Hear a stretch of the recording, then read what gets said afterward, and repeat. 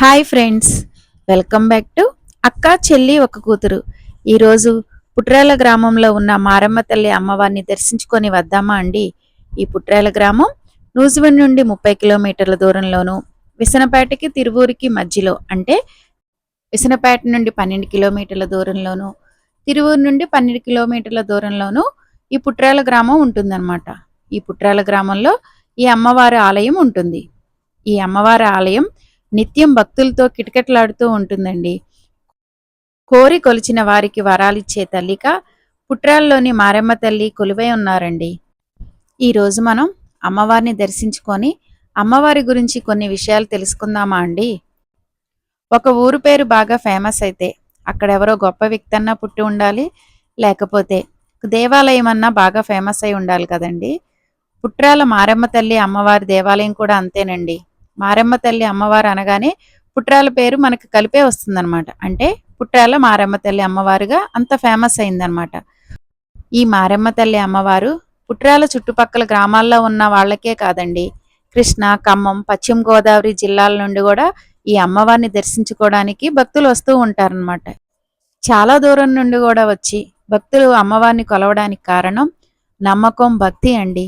ఈ అమ్మవారిని దర్శించుకొని ఏది కోరుకున్నా కోరిక తీరుతుందని ఇక్కడ భక్తుల విశ్వాసం. దానితో పాటు అమ్మవారి మీద అపారమైన నమ్మకం అండి. ఇప్పుడు మనం పుట్రేల మారమ్మ గుడిలోకి వచ్చామన్నమాట. ఈ గుడి గురించి కొన్ని విషయాలండి. సుమారు 180 సంవత్సరాలకు పూర్వం ఖమ్మం మెట్టి వెంకయ్య అనే యువకుడు ఈ ప్రాంతానికి చెందిన అతను అనమాట. కానీ అతను చదువుకోవడానికి బందరు వెళ్ళాడు. అక్కడ రోజు చెట్టు కింద ఉన్న శిలారూపంలో ఉన్న అమ్మవారి విగ్రహానికి నమస్కరించేవాడనమాట. అలాగ నమస్కరించి వెళ్తే ఆయనకి ఏ పనన్నా జరుగుతుండే అనే నమ్మకం ఏర్పడింది. దాంతోపాటు అమ్మవారిని దర్శించుకొని వెళ్తే ప్రతి పనిలోనూ విజయం సాధిస్తానని అనుకునేవాడనమాట. అయితే అతను విద్యను అభ్యసించడానికి వెళ్ళాడు అని చెప్పాను కదా, ఆ రోజుతో అతను లాస్ట్ డే అనమాట. అయితే ఆ రోజు అమ్మవారు కల్లో కనిపించి నన్ను కూడా నీతో పాటు మీ ఊరికి తీసుకెళ్ళు అని చెప్తే సరే అని అతను అమ్మవారి విగ్రహాన్ని ఎడ్లబండి మీద తీసుకొని వచ్చాడనమాట.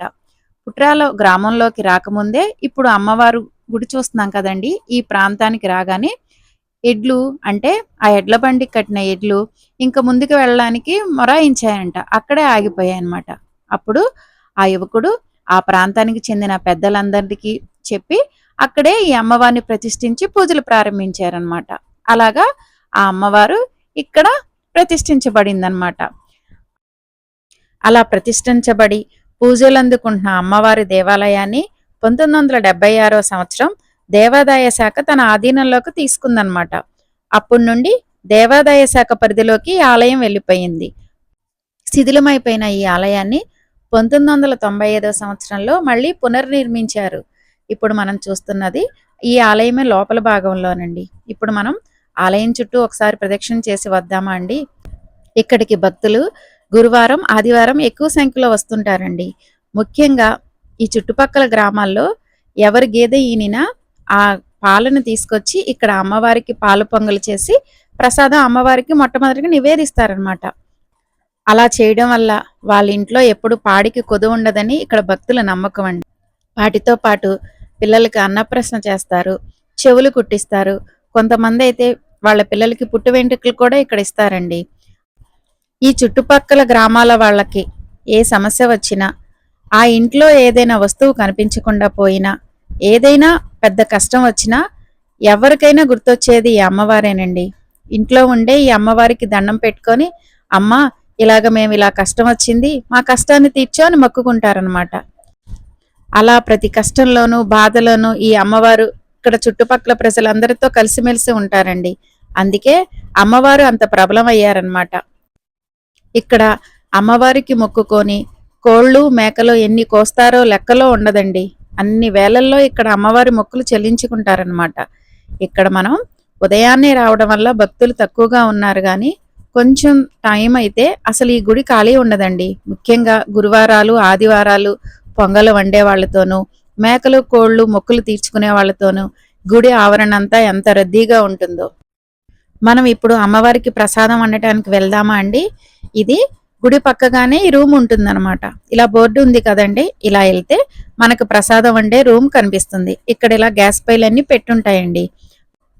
మనం ఇక్కడికి వెళ్ళి టికెట్ తీసుకొని ప్రసాదం వండుకొని అమ్మవారికి నివేదిస్తాం అనమాట. మనము ఇంటి దగ్గర నుండి పొంగల్ వండడానికి కావలసిన సామాన్లన్నీ తీసుకెళ్ళినా పర్వాలేదు, ఏమీ తీసుకెళ్ళకపోయినా అక్కడ అమ్ముతారు. కాకపోతే తపాలా ఒకటి తీసుకెళ్ళాలండి. పాలు బెల్లం లాంటివి అయితే అక్కడ దొరుకుతాయి అన్నమాట. మనం ఏదైనా మర్చిపోయామే అని టెన్షన్ పడాల్సిన పని లేదు. అక్కడ షాపుల్లో అమ్మవారి నైవేద్యం వండటానికి కావలసిన అన్ని వస్తువులు ఉంటాయండి.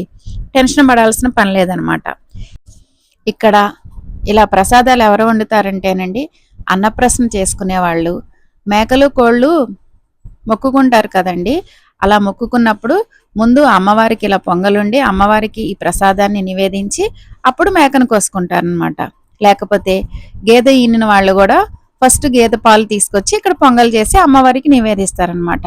అవన్నీ కాకపోయినా ఇలా పాలు పొంగలు పెట్టుకుంటామని కూడా అమ్మవారికి మొక్కుకుంటారు. వాళ్ళు కూడా వచ్చి ఇలా పొంగల్ చేసుకుంటారనమాట. ఇప్పుడు మనం పొంగల్ చేసి అమ్మవారికి నివేదించడానికి తీసుకెళ్తున్నామండి. దేనిలో అయితే మనం ప్రసాదం వండామో ఆ ప్రసాదం గిన్నె మొత్తం తీసుకెళ్ళి అమ్మవారి గుడి చుట్టూతా 3 ప్రదక్షిణాలు చేస్తాం అనమాట. అలా 3 ప్రదక్షిణాలు చేసిన తర్వాత ఆ ప్రసాదం గిన్నెని అమ్మవారి గర్భగుడి ముందు పెట్టి ఒక ఇస్తరాకులో కొంచెం నైవేద్యం పెట్టి అక్కడ ఉన్న ధ్వజస్తంభం దగ్గర వినాయకుడికి ముందు పెడతాం అనమాట.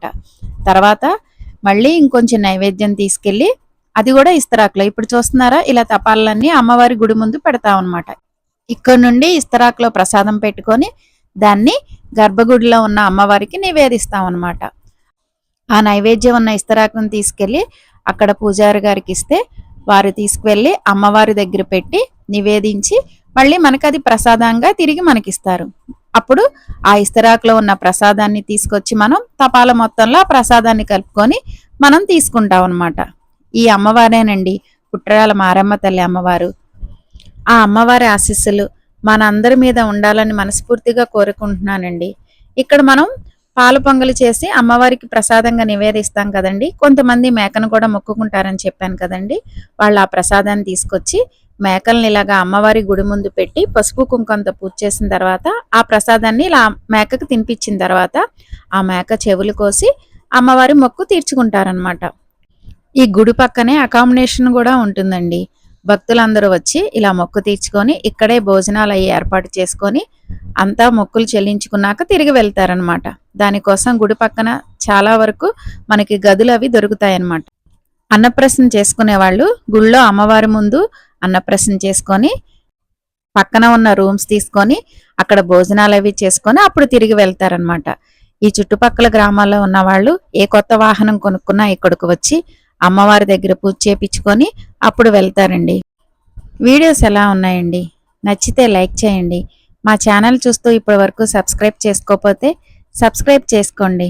Thanks for watching.